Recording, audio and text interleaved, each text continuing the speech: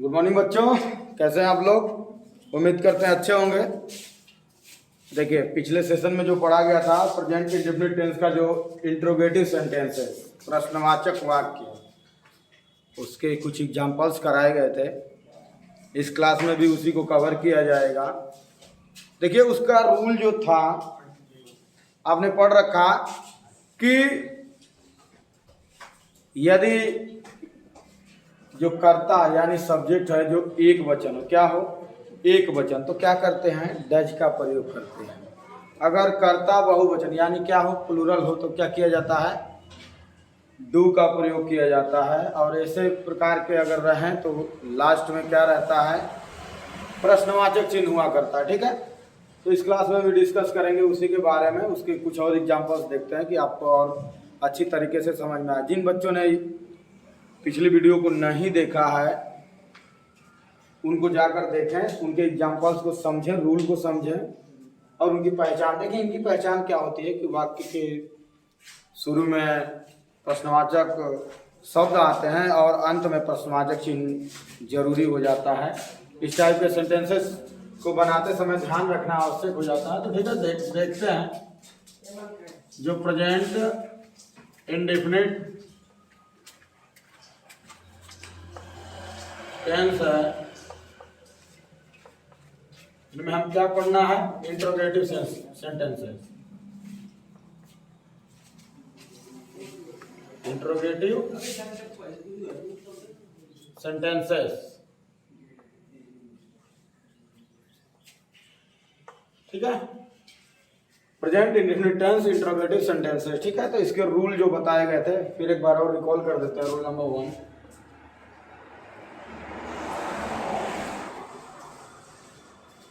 यदि कर्ता क्या हो एक वचन, यदि कर्ता एक वचन हो तो क्या करते हैं देखें। सर्वप्रथम डज का प्रयोग करेंगे, इसके बाद क्या लिखा जाएगा सब्जेक्ट लिखा जाएगा, इसके बाद क्या लिखा जाएगा वर्ब। वही वर्ब का कौन सा form first form, does subject, उसके बाद वर्ब का फर्स्ट फॉर्म, फिर ऑब्जेक्ट लिख दिया जाएगा और अंत में क्या हो जाएगा अदर वर्ब। और जो सबसे अंतिम में लिखा जाएगा वो क्या हो जाएगा प्रश्नवाचक चिन्ह। ठीक है, अगर यहीं पे रूल नंबर 2 की बात करें, यदि जो कर्ता है यानी सब्जेक्ट है वो क्या हो बहुवचन, यदि कर्ता बहुवचन हो, यदि कर्ता बहुवचन हो तो क्या करेंगे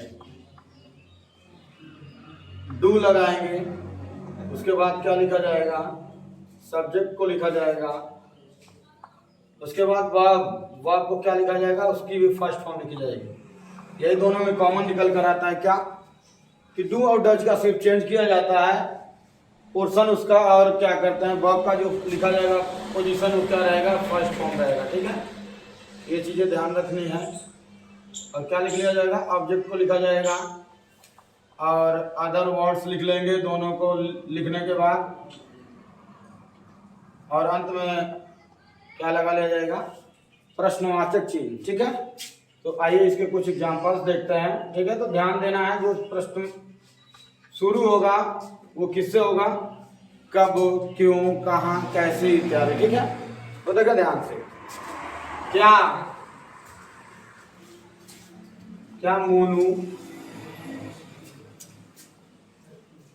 हरी, क्या मोनू हरी सब्जियां बेचता है, क्या मोनू हरी सब्जी बेचता है। ओए बच्चों साइलेंट बंद कर दीजिए। क्या मोनू हरी सब्जियां बेचता है, तो क्या बनेगा मोनू क्या है सिंगुलर है, क्या है सिंगुलर, एक वचन है तो क्या बनाएंगे डज, क्या बनाया जाएगा डज मोनू में कैपिटल एम लिखेंगे, डज मोनू। बेचना क्रिया है ना यहाँ पे, तो क्या हो जाएगा सेल। सेल द, हरी सब्जियां का क्या होगा green, green vegetables. Vegetable mean सब्जी, सब्जियां हैं तो क्या हो जाएगा यस लगा लेंगे और अंत में क्या हो जाएगा प्रश्नवाचक चिन्ह। रूल नंबर 1 के अकॉर्डिंग देखें, क्या मोनू हरी सब्जियां बेचता है, तो डज मोनू सेल। बेचना जो यहाँ पे वर्ब है क्रिया, उसका फर्स्ट फॉर्म प्रयोग किया जाएगा, तो क्या है सेल। हरी सब्जियां क्या बेच रहा है, हरी सब्जियां, तो द ग्रीन वेजिटेबल्स। ठीक है, दूसरा सेंटेंस देखें, क्या मयंक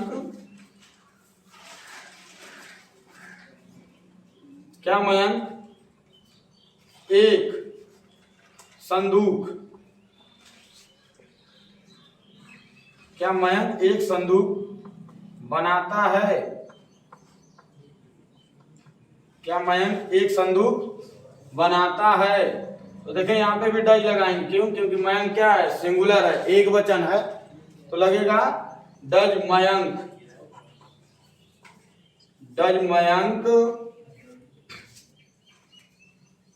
डज मयंक बनाने का क्या हो जाएगा मेक, डज मयंक मेक और संदूक का क्या होता है बॉक्स, और अंत में क्या लगा लिया जाएगा प्रश्नवाचक चिन्ह। देखें यहाँ पे मेक का जो प्रयोग किया गया है, ये कुर्सी बनाना, मेज बनाना, टेबल बनाना, बक्से बनाना, लेकिन ध्यान देंगे जब खाना बनाने की बात की जाएगी तो क्या प्रयोग किया जाएगा कुक का प्रयोग किया जाएगा। ठीक है, एक सेंटेंस उसका देखते हैं, क्या वे खाना पकाते हैं या बनाते हैं, पकाते हैं या बनाते हैं, दोनों एक ही बात है, ये चीज का ध्यान रखना है।